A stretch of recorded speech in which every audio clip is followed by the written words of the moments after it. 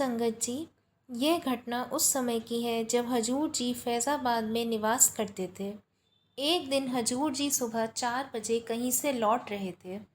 दरबार में संगत हजूर जी के दर्शन के लिए बेसब्री से इंतज़ार कर रही थी।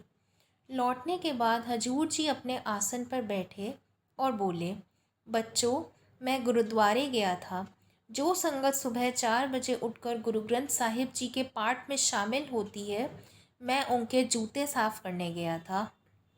हजूर जी का स्वभाव था कि बहुत कम शब्दों में आदेश देना, समझाना और मुश्किलें सुलझाना। एक दिन एक महिला गुरुद्वारे आई। वहाँ उसने देखा कि हजूर जी अन्य संगत के साथ बैठे हैं। उस महिला के मन में भ्रम हुआ कि पहले किसे प्रणाम किया जाए। जैसे ही उसके मन में यह विचार आया, हजूर जी, जो सबके मन के भाव जानते हैं, उठकर गुरु ग्रंथ साहिब जी के पीछे जाकर चंवर झड़ने लगे।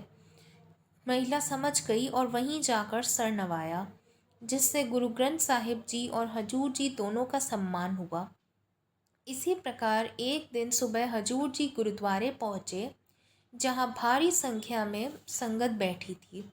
जो संगत 4 बजे आती थी वह पहली पंक्ति में बैठती थी, जो 5 बजे आते वे उसके पीछे, और जो 6 बजे आने वाले उसके भी पीछे बैठते थे। हजूर जी ने संगत में से एक महिला को बुलाया और कहा, माँ, जाकर देखो कि पहली 2 पंक्तियों में बैठी संगत की झोली में क्या है। महिला ने जाकर देखा और लौटकर बोली, उनकी झोली में हीरे और सोने हैं। फिर हजूर जी ने कहा, अब पीछे की पंक्तियों में जाकर देखो, जिनमें पहली 2 पंक्तियां शामिल नहीं हैं। महिला गई और आकर बोली, उनकी झोली में चांदी और मकान है। फिर हजूर जी बोले, अब 4 पंक्तियों के और पीछे जाकर देखो। महिला ने देखा और वापस आकर बताया, उनकी झोली में दुकान और गाड़ी है। तब हजूर जी ने समझाया, जो अमृत वेले 4 बजे उठकर दरबार में पहुंचते हैं, मैं उन्हें हीरे मोती और अनमोल रत्नों से विभूषित करता हूँ। जो 5 बजे आते हैं उन्हें चांदी और मकान देता हूँ।